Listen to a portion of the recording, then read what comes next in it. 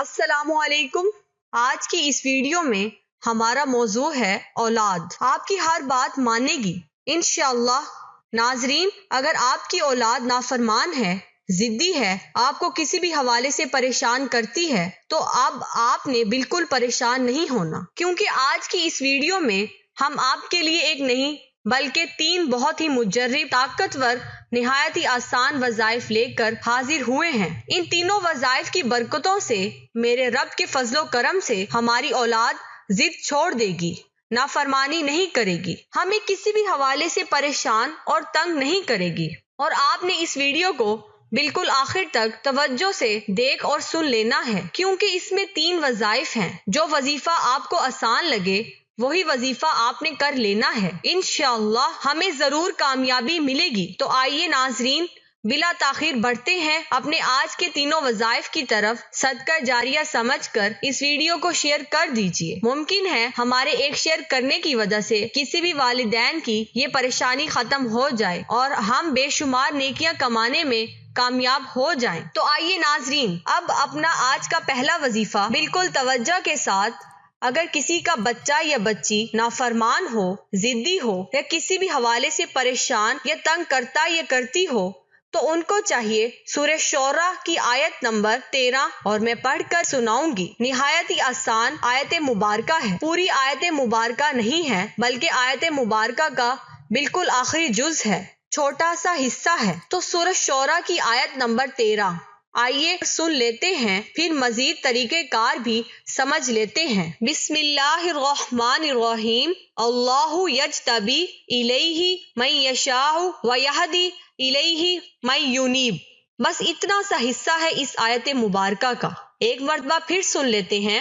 اللہ یجتبی الیہ من یشاء ویہدی الیہ من ینیب۔ تو یہ سورہ شعراء کی آیت نمبر 13 کا چھوٹا سا جز ہے۔ تو اس دعا، اس آیت مبارکہ کو ہم نے صرف اور صرف 11 مرتبہ پڑھنا ہے، اور جب آپ نے اس آیت مبارکہ کو 11 مرتبہ پڑھنا ہے تو اول و آخر کم از کم 11 مرتبہ پیارے نبی صلی اللہ علیہ وآلہ وسلم پر درود پاک بھی پڑھ لینا ہے۔ اس کی ترکیب کچھ یوں ہو جائے گی: سب سے پہلے ہم نے 11 مرتبہ درود پاک پڑھنا ہے، پھر اس آیت مبارکہ کو 11 مرتبہ پڑھنا ہے، پھر آخر میں 11 مرتبہ درود پاک پڑھ کر بچے کے سر پہ ہاتھ رکھنے کے بعد بچے پر دم کر دیں، پھونک مار دیں۔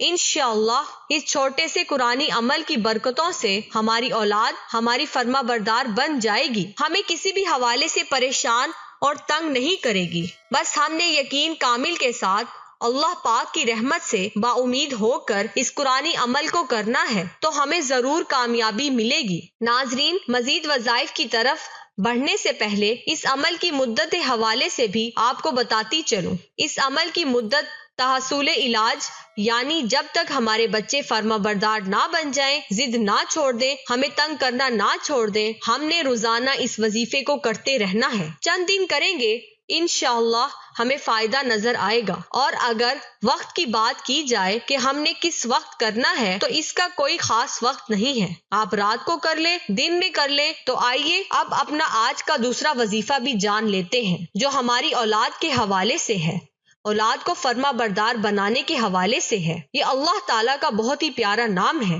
آئیے سب سے پہلے اس اسم مبارکہ کو بالکل توجہ سے سن اور دیکھ لیتے ہیں، پھر اس کا پورا طریقہ کار بھی ہم بالکل توجہ سے سمجھ لیں گے۔ تو اس میں مبارکہ یہ ہے، اس میں مبارکہ کو دوبارہ سن لیجئے۔ تو جس کی بھی اولاد ضدی ہو، نافرمان ہو، کہنا نہ مانتی ہو، تنگ کرتی ہو، اسے چاہیے طلوع آفتاب سے پہلے، سورج نکلنے سے پہلے، جو بھی بچہ آپ کو تنگ کرتا ہے، اس کی پیشانی پر، بچی ہے یا بچہ، اس کی پیشانی پر، ماتھے پہ ہاتھ رکھنا ہے، پھر آسمان کی طرف اپنے چہرے کو کر لینا ہے، اپنا رخ آپ نے آسمان کی طرف کر لینا ہے، آسمان کی طرف آپ نے دیکھنا ہے، اور اسی دوران آپ نے اسی اسم مبارکہ کو پڑھنا ہے۔ اسم مبارکہ یہ ہے یا شہیدو، یا شہیدو، صرف اور صرف 21 مرتبہ پڑھنا ہے، یا شہیدو، یا شہیدو۔ اور جب بھی آپ اس اسم مبارکہ کو 21 مرتبہ پڑھ لیں تو اول و آخر कम से कम 3 मरतबा मेरे प्यारे रसूल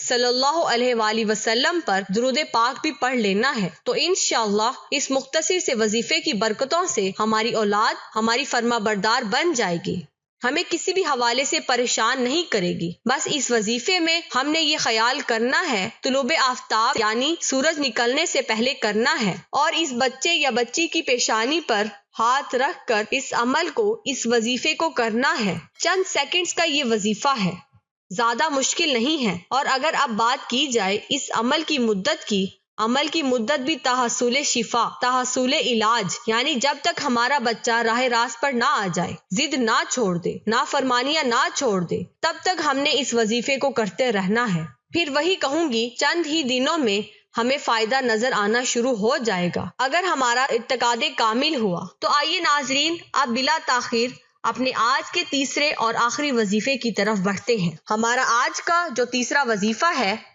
नाफरमान औलाद को फर्मा बरदार बनाने के लिए, जिद खत्म करने के लिए, तंग करते हैं, परेशान करते हैं, तो उनको राह रास्त पर लाने के लिए। तो इस अमल की तरकीब कुछ यूं है, जब आपका नाफरमान बच्चा या बच्ची सो रही हो, तो आपने सुबह के वक्त यानी फजर की नमाज के वक्त फजर नमाज अदा कर लें। ये नमाज फजर का वक्त जब शुरू हो जाए तो बेहतर ये है कि आप नमाज फजर अदा करने के बाद इस अमल को करें।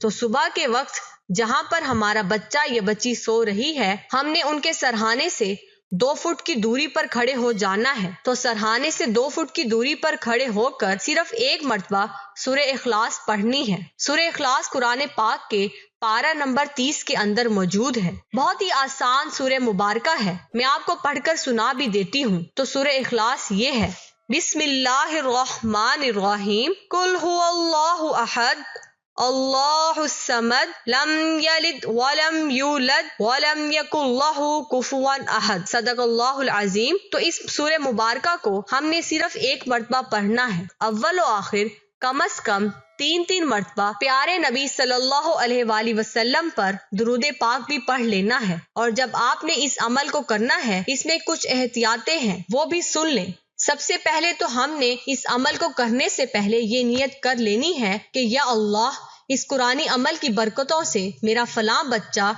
या बच्ची हमारे फर्मा बरदार बन जाए, जिद छोड़ दे, हमें तंग करना वगैरह परेशान करना छोड़ दे। तो नियत आपने अपने अल्फाज के अंदर कर लेनी है। नियत करने के बाद दूसरी एहतियात है, जब हमने ये अमल करना है तो आपने इतनी बुलंद आवाज में पढ़ना है कि हमारे कान सुन लें। आवाज ऊंची हो, लेकिन इतनी भी ज्यादा ऊंची ना हो कि बच्चे की नींद खराब हो जाए, वो उठ जाए। बहरहाल आपने एक नॉर्मल सी आवाज में, ना बिल्कुल कम हो कि आवाज सुने ही ना और ना बहुत ज्यादा तेज हो, दरमियानी सी आवाज में आपने सूरह इखलास को पढ़ना है। बच्चे की 2 फुट की दूरी पर, सरहाने से 2 फुट की दूरी पर खड़े होकर आपने पढ़ना है। इंशाअल्लाह इस कुरानी अमल की बरकतों से, मेरे रब के फजलो करम से हमारा वो नाफरमान बच्चा या बच्ची हमारे फर्मा बरदार बन जाएंगे, जिद करना छोड़ देंगे, तंग करना छोड़ देंगे। तो नाजरीन, उम्मीद करती हूँ हमारे आज के तीनों वज़ाइफ आपको अच्छे लगे हैं। रसूलुल्लाह सल्लल्लाहु अलैहि वसल्लम ने फरमाया, अपनी आवाज से कुरान को हसीन बनाओ, क्योंकि अच्छी आवाज